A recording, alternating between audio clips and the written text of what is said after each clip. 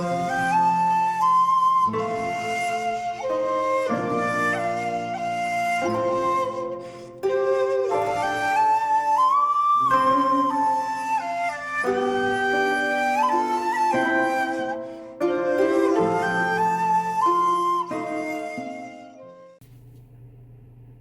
there, this is Solitary Ronan from Solitary Ronan Films, and welcome to another episode of Filmstock. Today, I don't like to be negative in this channel, but today I just for a bit of fun, I want to just have an example of how bad some of the articles and lists about films are on the internet by focusing on Screen Rant, which is a website that I don't really go to. But I came across their list of the 20 greatest directors of all time. Now, this is not greatest directors of the 21st century, the last 5 years. This is of all time. Obviously, it's a more mainstream, American slanted website. It's been around since 2003. It's very clickbaity. I don't understand how people like this can actually be paid to talk about films. But again, everybody's opinion is allowed, I suppose. But this is just a bit. It's just a bit of fun. I'm not attacking these people who obviously don't have a clue what they're talking about.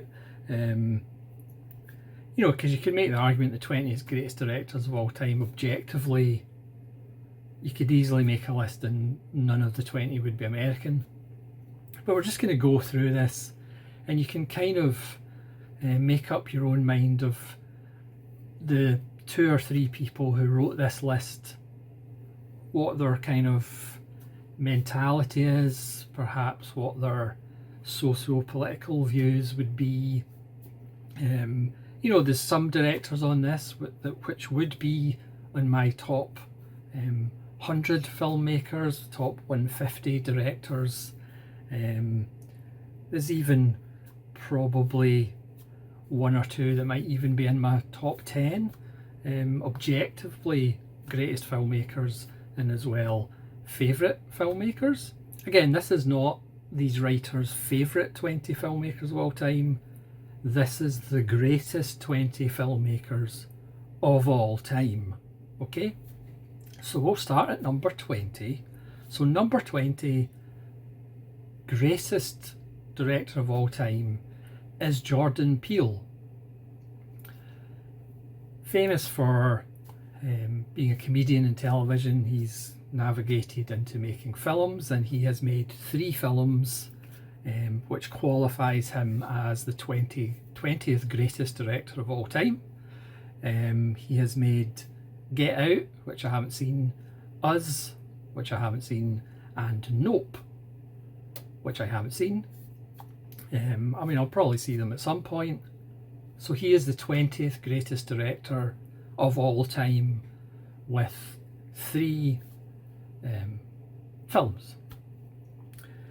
Number 19 is Ryan Coogler.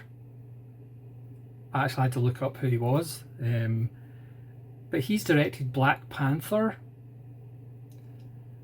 Wakanda Forever, Creed, Fruitvale Station, and Sinners.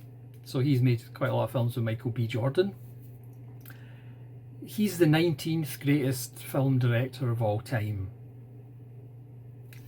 At number 18 is Chloe Zhao. I apologise if I haven't pronounced that correctly. Who has directed Nomadland, which I believe Frances McDormand won the Oscar for. I haven't seen. It's been in my various baskets for quite some time. The Eternals TV show, and a couple of other, The Rider.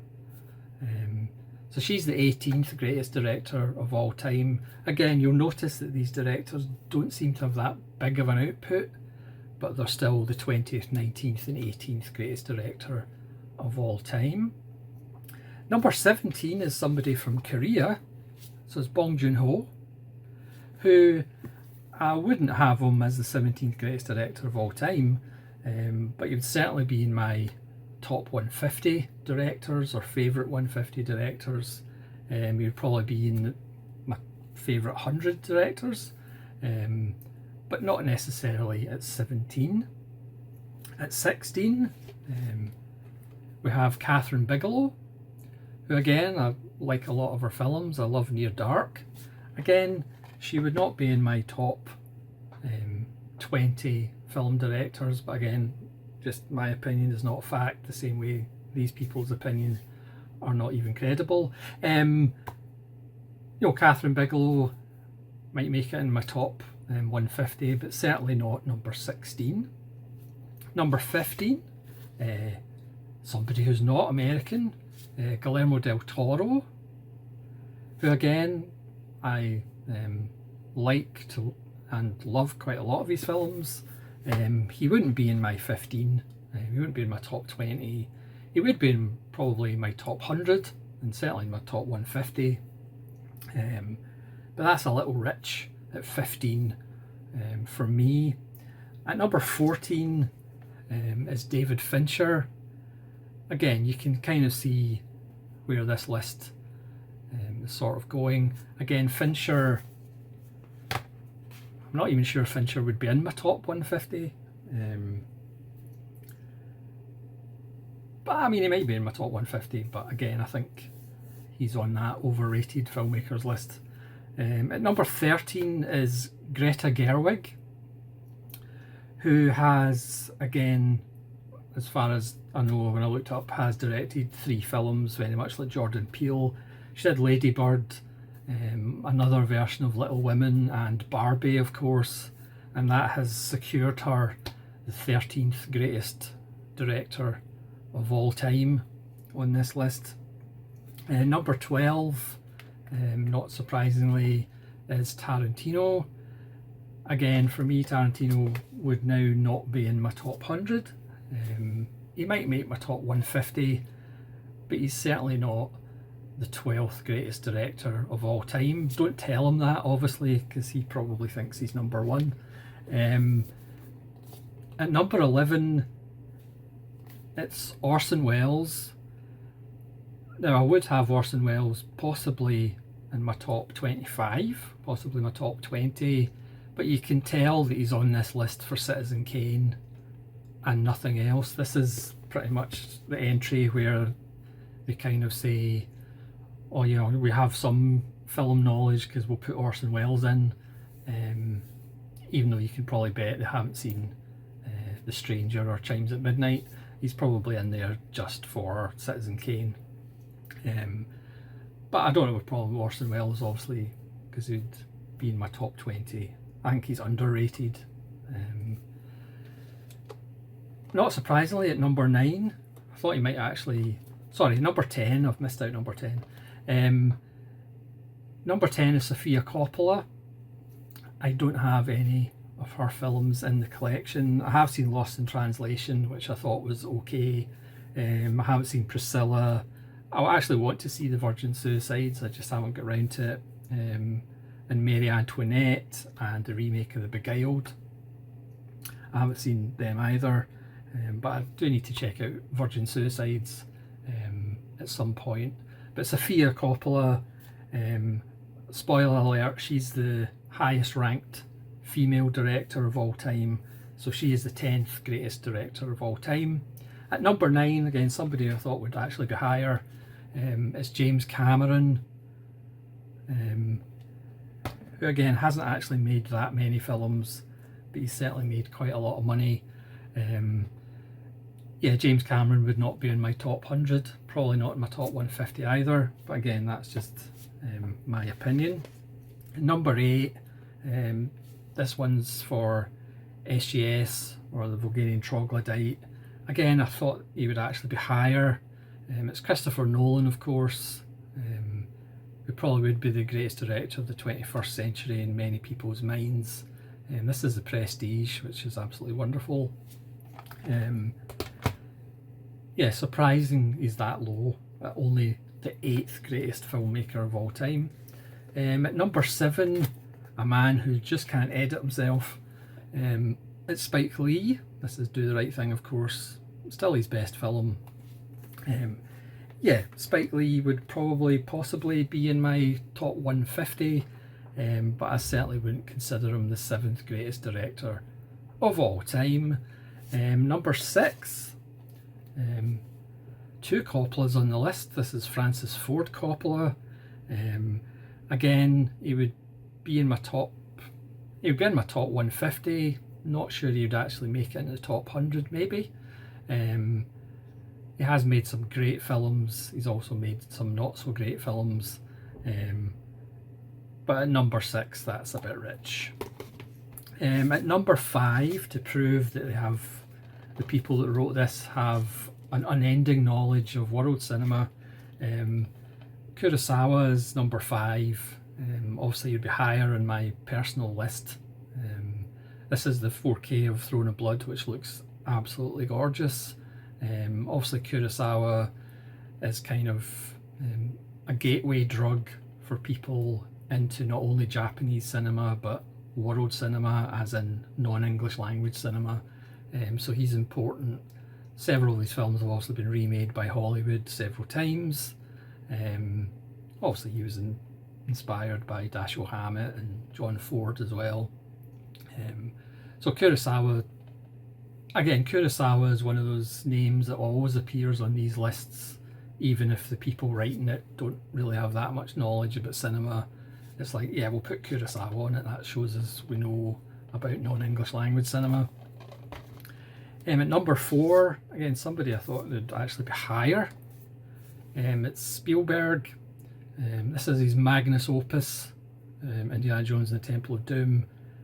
Obviously nailing shut the argument that if you are married to the director, you've got a pretty good career. Yeah, I'm actually surprised Spielberg wasn't higher than number 4. Spoiler alert, Spielberg wouldn't be in my top 100, probably not my top 150 either, even though he has made, obviously, some good stuff. Number 3, not surprisingly, is Hitchcock. See, I do actually have some Hitchcock films. Again, truth be told, every Hitchcock film I've seen I've enjoyed. They're good films, but I just personally just don't see the greatness. I just see him as a solid technician, but that's just me. Yeah, I think Hitchcock would be in my top 150, but certainly not number 3. And number 2, if you're playing at home, you could probably guess 1 and 2. Number 2 is Kubrick, which again, the people who made this list, this is more of a, see, we know cinema, here's Kubrick at number 2. Again, didn't make that many films, sadly. He made lots of different types of films. And this is the space film from 1968 that's never actually been beaten as far as the way it looks. All the CGI in the world can't look better than 2001. So Kubrick's at number 2. So you can probably guess who number 1 is going to be. Personally, again, I thought it would probably be Spielberg, but it's Scorsese. Obviously, this is everybody's favourite Scorsese film. Again, as you may know if you watch this channel, I absolutely adored Scorsese up until the 21st century, where he thought Leonardo DiCaprio was a good actor and he saddled his horse to Leonardo DiCaprio. Surrounded himself with yes people, and his output has been patchy to say the least, including one of the worst films of all time, The Departed, because I'm a guap from Boston. Yeah, Scorsese has made some classics. I do think some of his supposed classics haven't actually aged that well. He used to be in my top 3. He would still be in like my top 50, I think. Definitely in my top 100 and definitely in my top 150. But he's no way the greatest director of all time. But I get it, if you live in the world that the people that made this list live in, I can understand why they have Scorsese, Kubrick, Hitchcock and Spielberg in the top 4.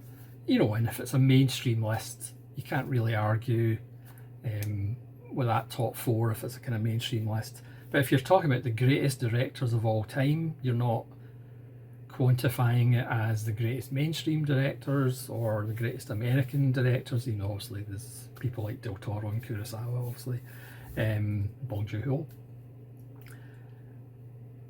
But again, I don't like to be negative on the channel, but it just gives you an idea of some of the film criticism and film thought that's actually out there in the world and the internet. It's obviously always been there,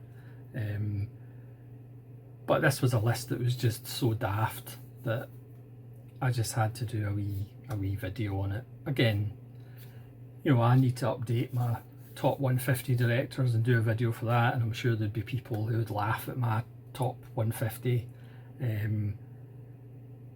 But I certainly wouldn't have Jordan Peele, Ryan Coogler, Chloe Zhao, Greta Gerwig, Tarantino, Sofia Coppola, James Cameron, Spike Lee.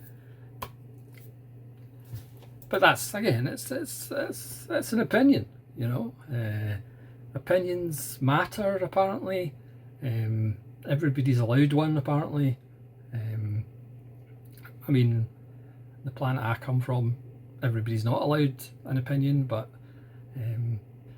hopefully I'll go back to that planet one day. Yeah. Anyway, thanks very much for watching. Please let me know, do you agree with this list? Are these the 20 greatest directors of all time? Or does this just make a mockery of the whole internet and film knowledge completely? This is Solitary Ronin from Solitary Ronin Films, hoping to go back to his planet one day, saying farewell.